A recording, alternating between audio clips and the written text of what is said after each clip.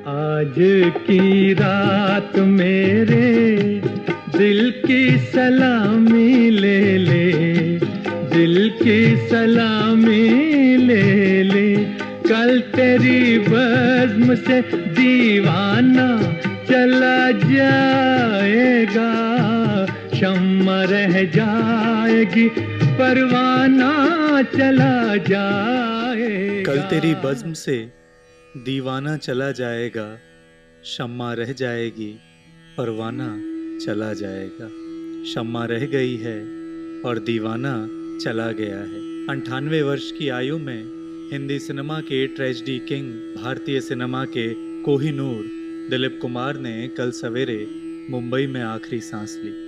दी voices की इस विशेष प्रस्तुति के पहले हिस्से में हमने मशहूर बॉलीवुड ट्रेड एनालिस्ट कोमल नाहटा से बात की और दूसरे हिस्से में हम आपके लिए लेकर के आए हैं अजीमो शान फनकार के कुछ दिलचस्प किस्से।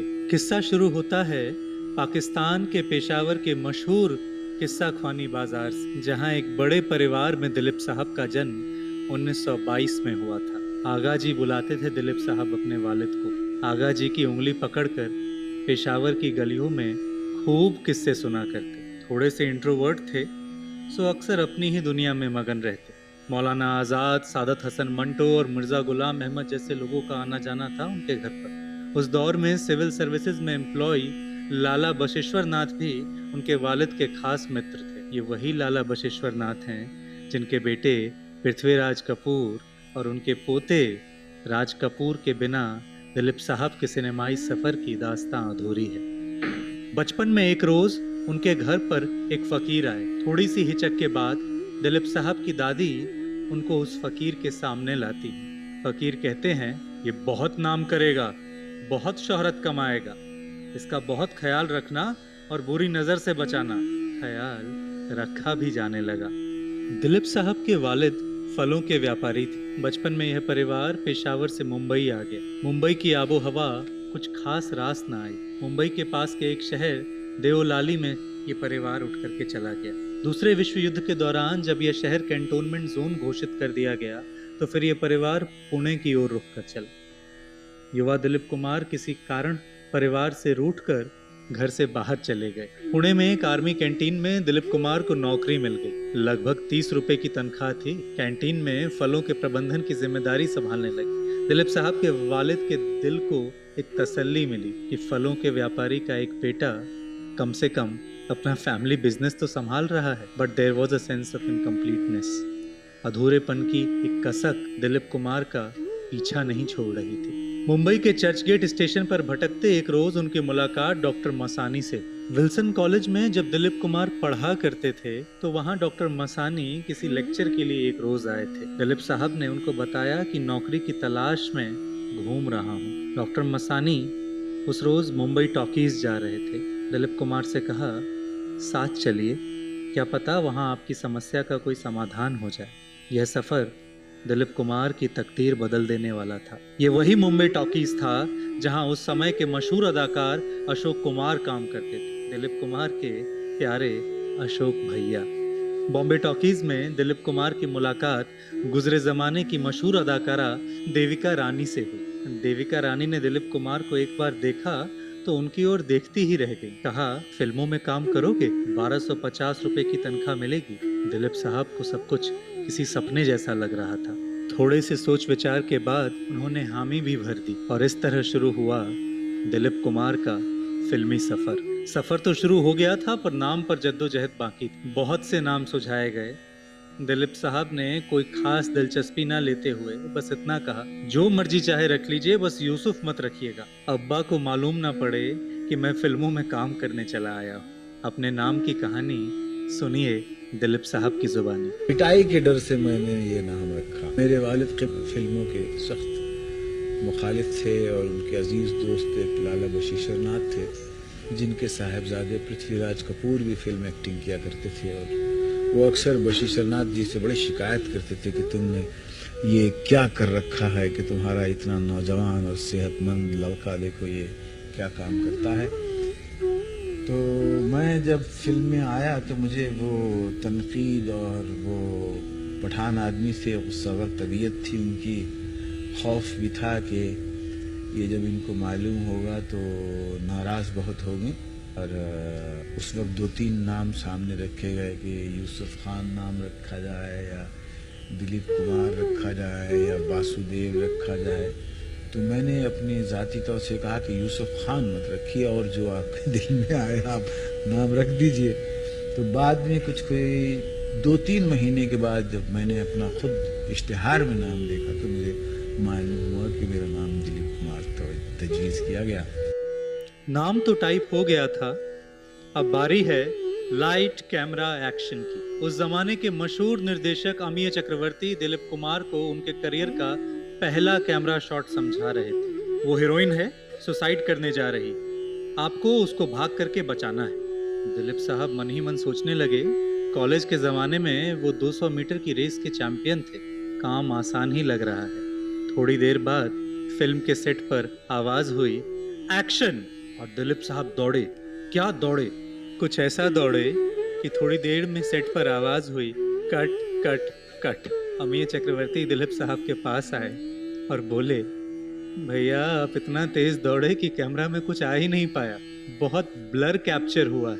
उस दिन दिलीप साहब को रियल लाइफ और रियल लाइफ में फ़र्क का अंदाज़ा लग गया था। एक्टिंग की पहली क्लास उन्हें मिल चुकी थी। वो कहते हैं ना, पहली क्लास का असर कुछ ऐसा हुआ कि हिंदी सिनेमा के भविष्य में दिलीप कुमार खुद में एक एक्टिंग स्कूल क्या इंस्टीट्यूशन हो गए। उस जमाने में बॉम्बे टॉकीज किसी एक्टिंग स्कूल से कम नहीं था।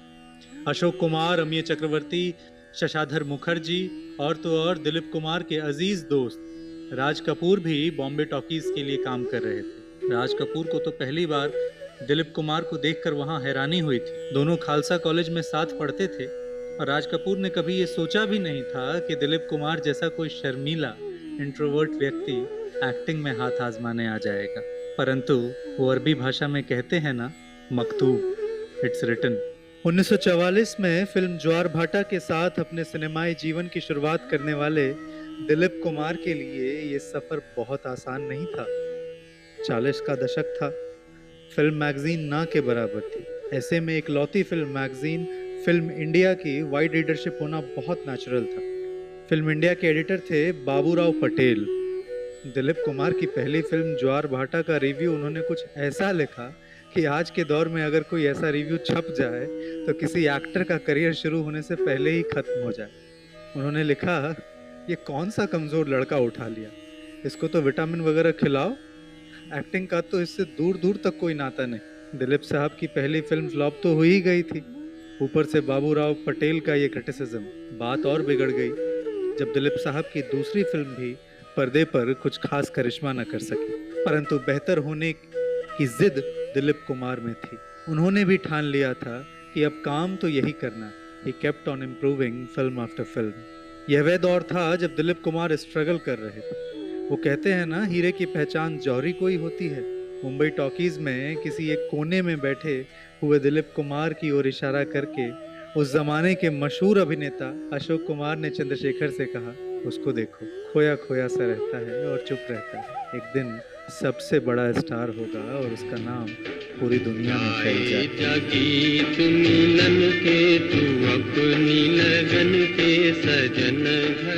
और सिलसिला चल पड़ा। 1946 में आई रविन्द्रनाथ टैगोर की कहानी नौका डूबी पर आधारित नितिन बोस की मिलन में दिलीप कुमार के काम की तारीफ हुई। 1949 में उनके करियर का एक टर्निंग पॉइंट आया, अंदाज। राज कपूर, दिलीप कुमार और नरगिस के लव ट्रायंगल की स्टोरी जबरदस्त हिट हुई। यहाँ तक कि बाबूराव पटेल ने भी अपनी राय बदल ली और अपने मैगजीन फिल्म इंडिया में दिलीप कुमार की प्रशंसा में एक लंबा आर्टिकल लिख डाला। बैठे हम आज कहीं, यूं समझो किसी के हो बैठे, यूं समझो किसी के हो बैठे हम आज। गौरतलब है कि अंदाज से पहले दिलीप कुमार नरगिस के साथ 2 फिल्में कर चुके थे। अंदाज के बाद इस जोड़ी को कामयाब जोड़ी के रूप में देखा जाने लगा। कहा जाता है कि महबूब खान जब दिलीप कुमार के पास मदर इंडिया की स्क्रिप्ट लेकर के गए तो उन्होंने बिरजू की भूमिका को निभाने से केवल इसीलिए मना कर दिया कि उन्हें लगा कि जो जनता अभी तक नरगिस और उनको एक जबरदस्त ऑन स्क्रीन केमिस्ट्री के साथ देखते आई है, क्या वो नरगिस को उनकी मां की भूमिका के रूप में स्वीकार करेगी। 1952 में आन रिलीज ये भारत की पहली टेक्नो कलर फिल्म थी। इसी फिल्म में दिलीप कुमार ने प्रेमनाथ को नेगेटिव रोल में कास्ट। इस फिल्म से विलन के रूप में प्रेमनाथ बॉलीवुड में स्टैब्लिश हो गए और शायद इसी फैसले की वजह से ये जो मूवी है उस वर्ष की हाईएस्ट क्रॉसिंग मूवी बन पाई। सन 50 के दशक में इस मूवी ने लगभग 75 लाख का बिजनेस किया। 1952 में ही दाग रिलीज हुई, जिसके लिए दिलीप कुमार को पहली दफा फिल्म फेयर पुरस्कार मिला और 1953 में आई फुटपाथ। उस जमाने में बड़ा अनोखा रोल था ये, and to extend some courageous role. Dilip साहब एक ऐसे व्यक्ति का किरदार निभा रहे थे जो कि ब्लैक मार्केटिंग में इन्वॉल्व था, दवाइयों की, अनाज की।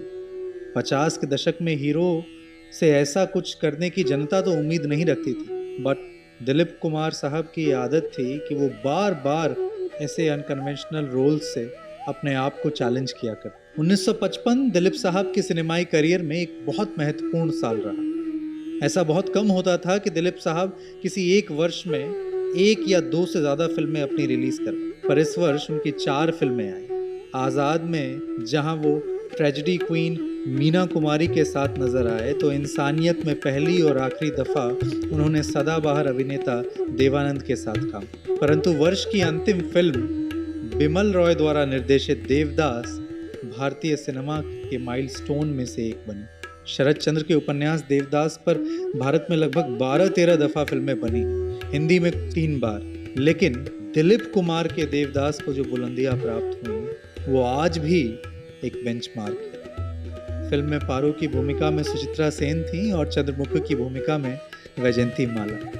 आज भी इस फिल्म के डायलॉग दिलीप कुमार की अनपैरेलल्ड अदाकारी की गवाही देते हैं। और मत पिया देवदास। क्यों? कुछ ही दिन हुए पीना शुरू की है, इतनी ज्यादा बर्दाश्त नहीं कर सकूंगी। कौन कमबख्त है जो बर्दाश्त करने के लिए पीता है? मैं तो पीता हूं कि बस सांस ले सकूं, और ऐसी जगह से उठकर जाने की ताकत नहीं है ना, तभी तो यहां पड़ा रहता हूं। बस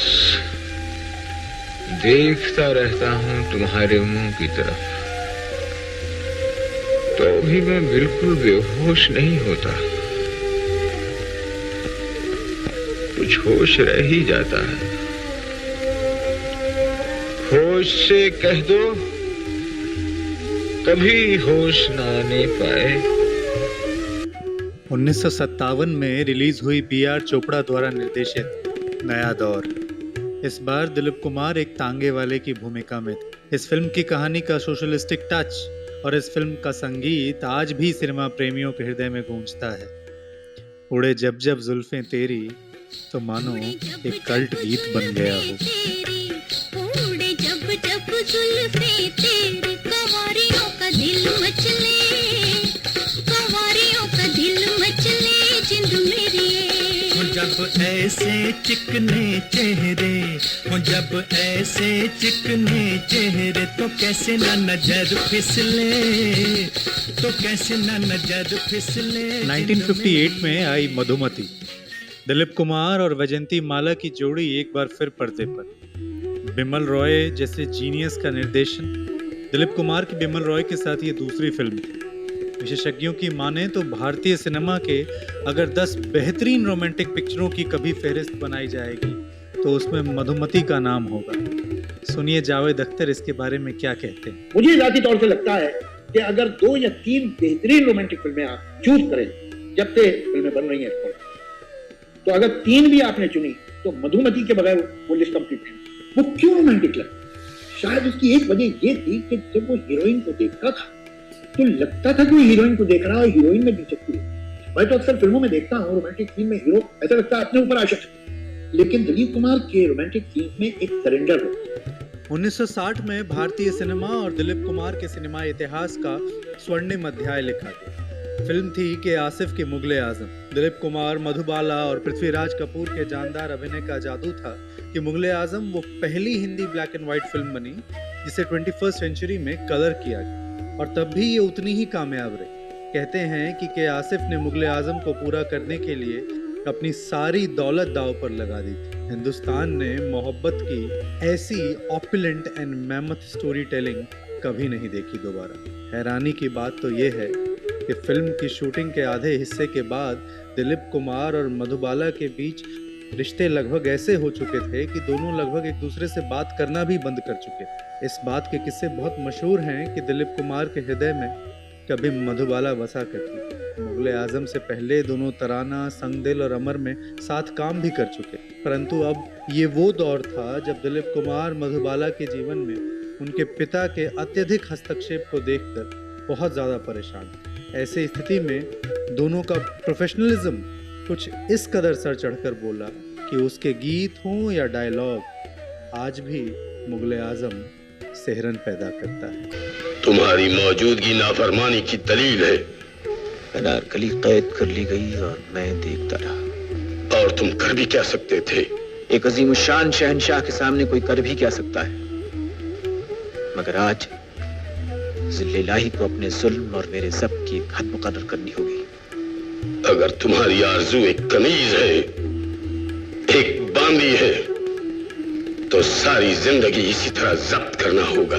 क्या परवरदिगार आलम से आपने मुझे इसीलिए मांगा था कि जिंदगी मुझे मिले और उसके मालिक आप हो, सांसें मेरी हों और दिल की धड़कनों पर आपका कब्जा रहे। जिल्ले इलाही, क्या मेरी जिंदगी आपकी दुआओं का कर्जा है जो मुझे अपने आंसुओं से अदा करना पड़ेगा।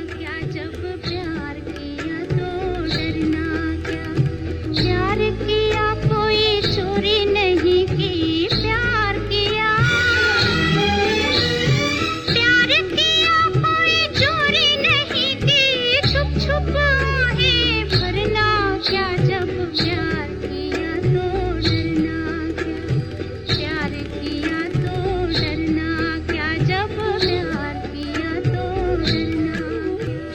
मुगले आजम ने अभिनय सम्राट के रूप में दिलीप कुमार की छवि को और मजबूत किया। वही अभिनय सम्राट जिसे कई दफा अपनी मेथड एक्टिंग की वजह से जाना जाता। 1900 के आसपास रूस में कॉन्स्टेंटिन के मैनरिज्म से उठकर 1930 के आसपास अमेरिका में इस एक्टिंग स्टाइल की पहचान बनने लगी। मेथड एक्टिंग कहे तो सीधे शब्दों में बहुत सिंपल है, जो किरदार है उसको जियो, पर किस किरदार को कैसे जिया जाता है, इस बात को समझने के लिए लगभग आने वाली कई पीढ़ियों तक के अभिनेताओं के लिए अगर कोई इंस्टीट्यूशन था तो वो दिलीप कुमार थे। जावेद अख्तर कहते हैं, हकीकत यह है कि दिलीप कुमार दुनिया का पहला एक्टर जिसने मेथड एक्टिंग की स्क्रीन ली। आमतौर से ये क्रेडिट मार्लन ब्रांडो को दिया। मेथड स्कूल ऑफ एक्टिंग ये है कि आप कैरेक्टर को प्ले न कीजिए, बल्कि कैरेक्टर बनने की कोशिश कीजिए, और आप अपनी सोच में, अपनी फिक्र में, अपने इमोशन में वो तमाम बातें लाके वो कैरेक्टर ही बन जाए। मधुमती, पैगाम और नया दौर की सफलता के बाद 1961 में दिलीप कुमार और वैजयंती माला फिर साथ। फिल्म थी Ganga Jamuna. This was the only produced movie by Dilip Kumar, but again no less than a classic. हैरानी की बात यह है कि खुद न केवल दिलीप कुमार ने बल्कि इस फिल्म में दक्षिण से आई अभिनेत्री वैजयंती माला ने भी उत्तर प्रदेश की अवधि को जैसे इम्बाइब किया, that speaks for their artist. स्वयं महानायक अमिताभ बच्चन इस फिल्म में दिलीप साहब के प्रदर्शन की तारीफ करते नहीं थकते।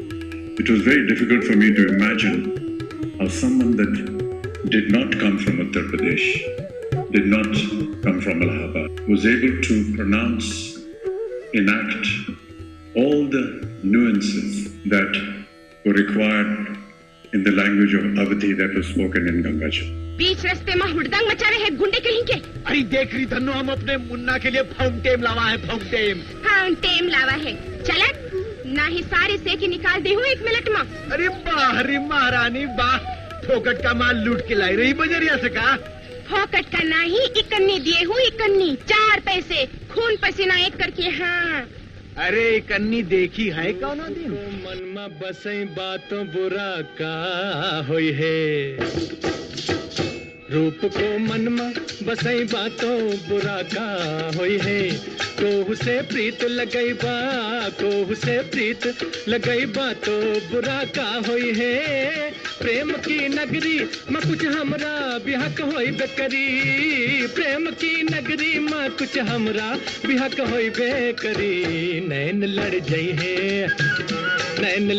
है तो मनवा माँ कसक होई बेकरी प्रेम का छुट्टी है पटाखा तो धमक होई बेकरी नैन लड़ जाई है तो मनवा माँ कसक। इस दौरान हो ये रहा था कि ट्रेजेडी फिल्में करते करते दिलीप कुमार के मानसिक स्वास्थ्य पर असर पड़ने वो इस कदर अपने किरदारों में इन्वॉल्व हो जाते थे कि उससे बाहर निकल पाना उनके लिए एक बहुत बड़ा चैलेंज होने लगा। ऐसे में उनके डॉक्टर्स ने उनको एडवाइस की कि थोड़ी लाइट हार्टेड स्क्रिप्ट्स वो चुनना शुरू करें। इस जेनर में कोहिनूर, लीडर जैसी कई फिल्में आई, पर 1967 में जो राम और श्याम आई, स्टैंड अपार्ट्स, दिलीप साहब इसमें डबल रोल की भूमिका में थे। सिनेमैटिक एंथुसियास्ट और सिविल सर्वेंट निरुपमा कोटरू ने तो एक जगह लिखा है कि ऐसा बहुत कम होता है कि डबल रोल सिनेमैटिक हिस्ट्री में सक्सेसफुल हुए, और अगर हुए तो राम और श्याम उस कड़ी में सबसे आगे खड़ी होने वाली फिल्मों में एक है। दिलीप कुमार की कॉमिक टाइमिंग देखकर हर कोई हैरत में था। प्राण साहब और दिलीप कुमार की जोड़ी का कुछ ऐसा जादू चला कि आज भी बड़े बड़े अभिनेता दोनों की टाइमिंग देखकर रश्क करते हैं। सुनिए इस फिल्म को लेकर अनिल कपूर की राय। मेरा तो उससे बेहतर परफॉर्मेंस आज तक नहीं आई कॉरिडोर की जो यूसुफ साहब ने राम और श्याम में। दिलीप साहब की लाइट हार्टेड स्क्रिप्ट्स का जिक्र अगर किया जाए तो 1970 में आई गोपी को कैसे छोड़े। यूं तो दिलीप साहब ने सायरा बानो के साथ सगीना और बैराग में भी आगे जाकर के काम किया, पर गोपी में जो ऑन स्क्रीन केमिस्ट्री दोनों की नजर आई वो बेहद दिलचस्प थी। गोपी के गीत और उसके कॉमेडी सीन आज भी जनता के दिलों में बसे हैं। ऐसा कल जुग आएगा, हंस चुगेगा दाना दुन का, हंस चुगेगा दाना दुन का, कौआ मोती खाएगा। हे गिरे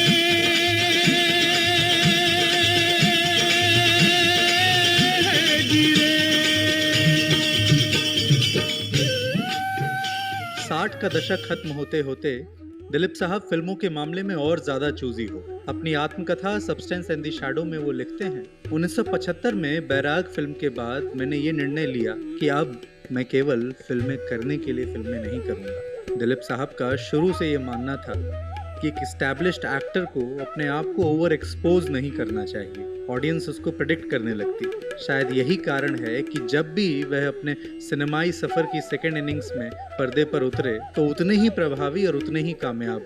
1982 में जब अभिनय सम्राट और महानायक अमिताभ बच्चन शक्ति के लिए साथ आए तो उनकी जोड़ी को खूब सराहा गया। आपने मुझे यहाँ क्यों बुलाया? इसलिए कि जहाँ तुम रहते हो वो जगह मेरे घर से इतनी दूर है कि तुम्हारा वहाँ आना मुश्किल होता। तो स्टेशन बुला ले, वो तो मेरे घर से ज्यादा दूर नहीं है। देखो विजय, जो भी हो अब भी तुम मेरे अपने बेटे हो। मैं नहीं चाहता कि तुम्हारा अंजाम भी वही हो जो देखो, अब भी वक्त है, अपने आप को कानून के हवाले कर दो। जिस कानून ने आपको मेरे लिए अजनबी बना दिया, मैं अपने आप को उस कानून के हवाले कैसे कर सकता हूँ? उनकी दूसरी पारी में डायरेक्टर सुभाष घई की एक अहम भूमिका रही। सुभाष घई के साथ अपनी सेकेंड इनिंग्स में उन्होंने 3 फिल्में की। 1982 में विधाता, 86 में कर्मा, 91 में सौदागर। 86 में आई कर्मा में जहां उनका comfort young actors Anil Kapoor, Naseeruddin Shah, Jackie Shroff के साथ देखने लायक था, तो 91 में आई सौदागर में वो फिर से एक बार अपने पैगाम के सह कलाकार राजकुमार के साथ आए। और आज भी हिंदी सिनेमा में अगर आप 2 सबसे खूबसूरत दोस्तों की जोड़ी ढूंढते हैं, जब आपको शोले याद आता है, तो उसी क्रम में दिलीप कुमार और राजकुमार साहब की ये जोड़ी और सौदागर फिल्म का ये गीत कभी नहीं भुलाया जा सकता।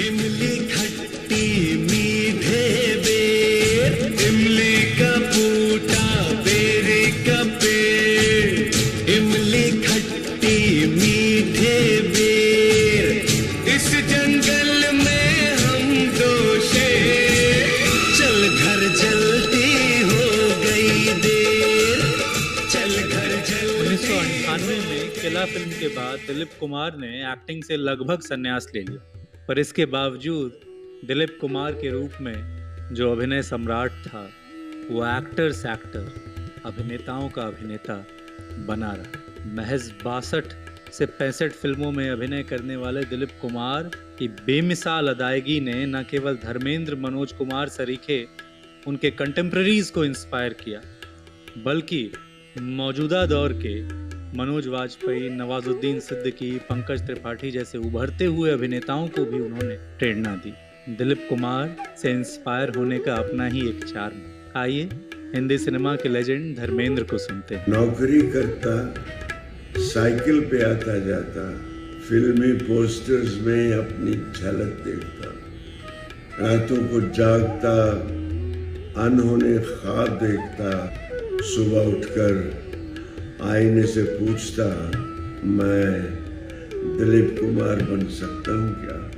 कई कारण थे जिस वजह से दिलीप कुमार एक अनराइवल्ड फनकार के रूप में काबिज। मौजूदा दौर में लोग आमिर खान को मिस्टर परफेक्शनिस्ट के नाम से जानते, लेकिन आमिर खान से दशकों पहले हिंदी सिनेमा का ये कोहिनूर उस कमिटमेंट को जी रहा था। 1951 में नितिन बोस के निर्देशन में आई दीदार में दिलीप कुमार को अंधे व्यक्ति की भूमिका करने के लिए काम दिया गया। महबूब खान की हिदायत पर वो कई दफा मुंबई सेंट्रल रेलवे स्टेशन पर जाकर वहां अंधे भिखारियों के साथ समय बिताते, और कहा जाता है कि पहली बार सक्सेसफुली हिंदी सिनेमा में आंख खोलकर किसी ने अंधे की भूमिका को इतना खूबसूरत तरीके से निभाया। देवदास के समय उनको गुरुदत्त साहब ने प्यासा ऑफर किया, वही प्यासा जिसे टाइम मैगजीन ने दुनिया की 25 बेहतरीन फिल्मों में शुमार किया, परंतु दिलीप साहब ने इस मूवी को करने से केवल इसलिए मना कर दिया क्योंकि वो एक बार में एक ही किरदार को जीना चाहते थे, एक बार में खुद को एक ही स्क्रिप्ट को कमिट करना चाहते थे।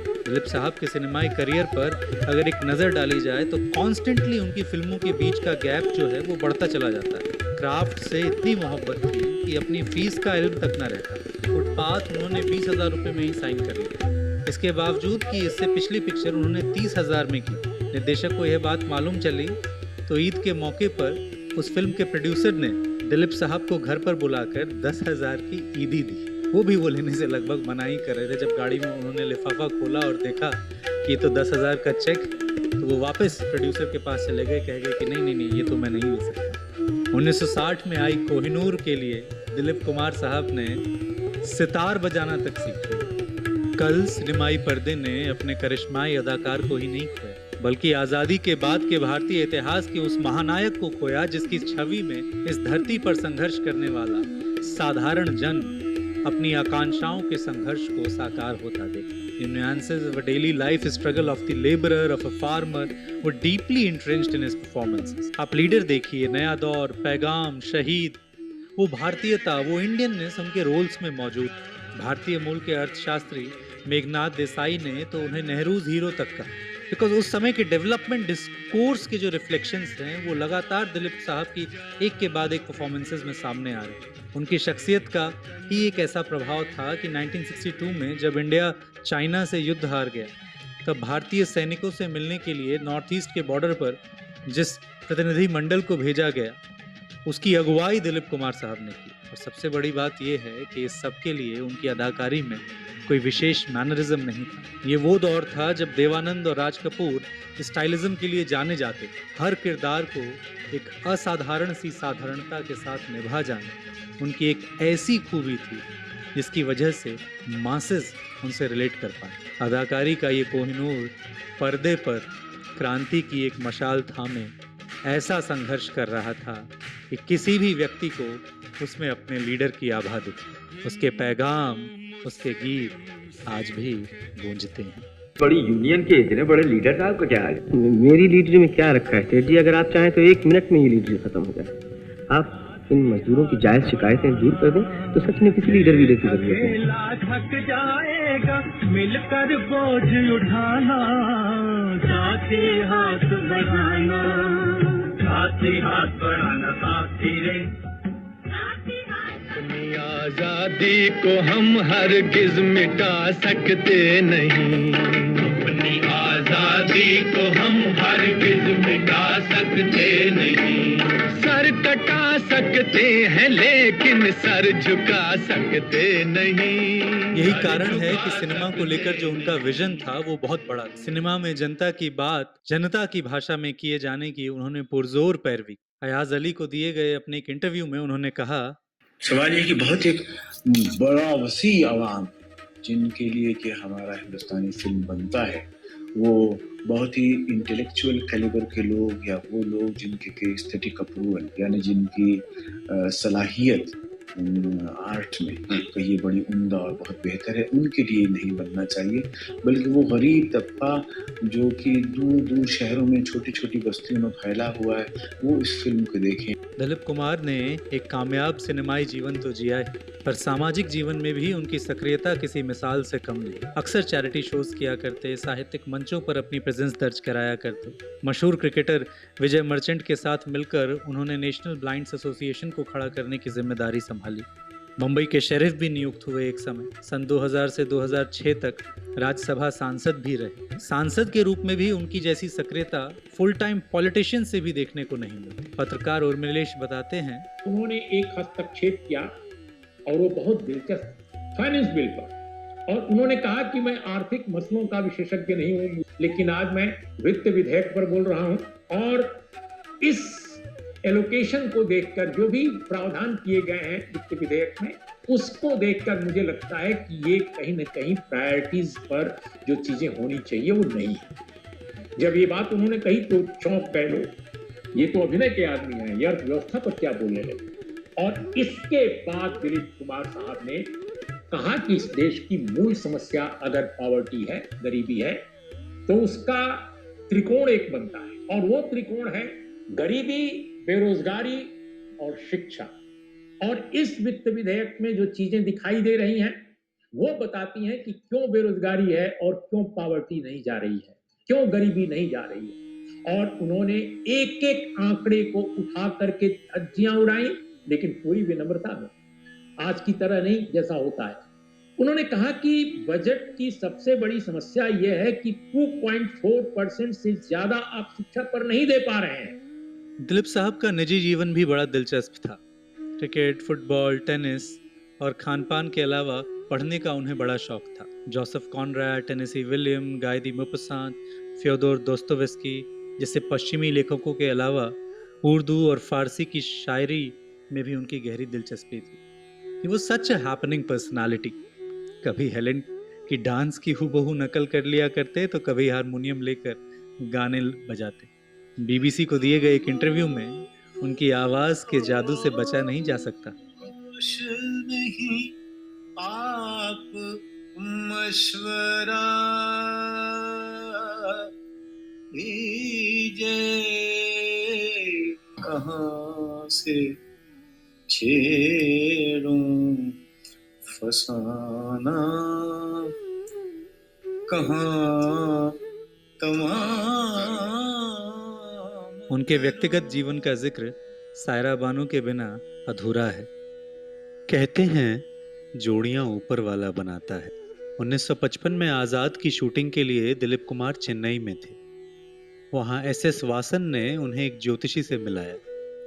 ज्योतिषी ने हंसते हुए कहा, आपकी शादी आपकी आधी उम्र की लड़की से होगी, एक ऐसी लड़की जो चांद से खूबसूरत होगी और आपको अपनी आंखों का तारा बनाकर रखेगी, एक ऐसी लड़की जो आपसे बेइंतहा प्यार करेगी। और तो और ज्योतिषी ने यहाँ तक कह दिया कि आप ही के पेशे यानी कि फिल्मी जगत से होगी। तब दिलीप साहब को कहाँ पता था कि 11 अक्टूबर 1966 को जब उनकी शादी होगी तो वह 44 के होंगे और सायरा बानो 22 की। सायरा बानो ने दिलीप कुमार का साथ मांगकर अपना संसार मांग लिया था। मांग लिया संसार, मांग के साथ तुम्हारा मैंने मांग लिया संसार। सायरा बानो की माँ परी चेहरा नसीम बानो अक्सर दिलीप साहब के घर आया जाया करती। दिलीप साहब की बहन से उनकी गहरी दोस्ती थी। नसीम बानो के साथ सायरा बानो का भी अक्सर आना जाना लगा रहता। बाद में सायरा लंदन पढ़ने चली गई। वहां उन्होंने दिलीप साहब की फिल्म आन देखी। फिर क्या था, शुरू हो गया माँ को चिट्ठियों का सिलसिला। दिलीप साहब कौन हैं, कैसे हैं, उनके बारे में और बताइए। दीवानगी इस कदर बढ़ गई कि जब मालूम हुआ दिलीप साहब की दिलचस्पी फारसी और उर्दू शायरी में है, भारत आते ही सायरा बानो ने एक प्रशिक्षक को रखकर उर्दू और फारसी सीखने का जिम्मा उठाया। 1960 का एक दिलचस्प किस्सा है फिल्म दिल दिया दर्द लिया। इसकी कास्टिंग का दौर था। शशाधर मुखर्जी ने दिलीप कुमार से कहा, this young girl is getting crazy to work with you. यह सुनते ही दिलीप कुमार ने अपना हाथ अपने सर पर फेरा और कहा, यह देखो मेरे तो बाल भी सफ़ेद हो चले हैं। बड़ी सहजता के साथ सायरा ने कहा, यह सफ़ेद बाल आप पर बहुत खूबसूरत लगते हैं। जिस दिलीप कुमार ने अकेले चलने की कसम खा रखी थी, उनको सायरा की मोहब्बत के आगे झुकना ही पड़ा।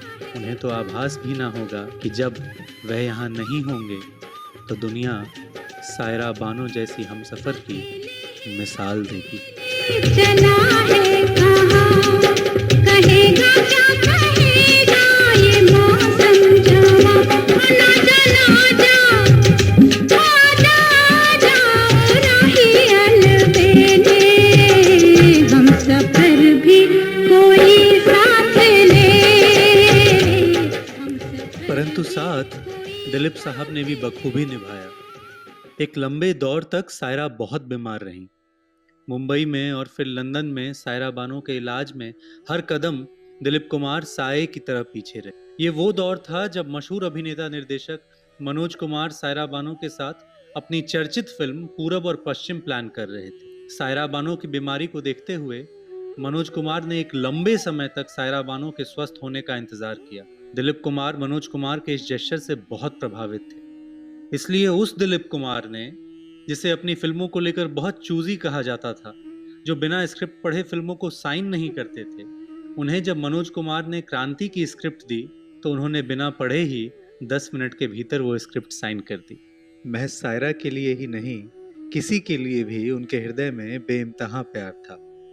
धर्मेंद्र कहते हैं, वो मेरे लिए सगे भाई जैसे थे, बस किसी दूसरी माँ से पैदा हुए थे। लता मंगेशकर, तबस्सुम, फरीदा जलाल तीनों उनको अपना भाई बताती हैं। संजय दत्त और उनकी बहन प्रिया दत्त उन्हें अपनी पिता की भूमिका में देखते थे। दिलीप साहब की शख्सियत इसलिए बड़ी थी क्योंकि उनका प्यार किसी शख्स में छोटे और बड़े का भेद नहीं करता था। एक छोटा सा किस्सा है। अमिताभ बच्चन ने दिलीप साहब को ब्लैक फिल्म के प्रीमियर के लिए बुलाया। फिल्म समाप्त हो गई और दिलीप साहब को बहुत पसंद आई। दिलीप कुमार वहाँ हॉल के बाहर खड़े रहे और तब तक इंतज़ार करते रहे जब तक अमिताभ बच्चन वहाँ आए नहीं।